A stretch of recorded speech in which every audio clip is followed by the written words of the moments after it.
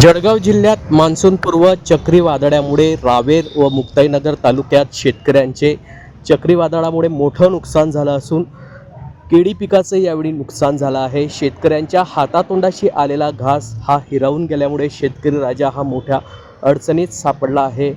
केळी पिकाची शेतकऱ्यांतर्फे रावेर व मुक्ताईनगर तालुक्यात मोठ्या प्रमाणावर लागवड करण्यात येते। काढणीला आलेले पीकच यावेळी उद्ध्वस्त झाल्यामुळे शेतकऱ्यांचं अतोनात नुकसान झालं आहे। जळगाव जिल्ह्यात 2500 पेक्षा जास्त हेक्टरवर शेतकऱ्यांचं अतोनात नुकसान झालं असून शेतकऱ्यांच्या अडचणीत वाढ झाली आहे।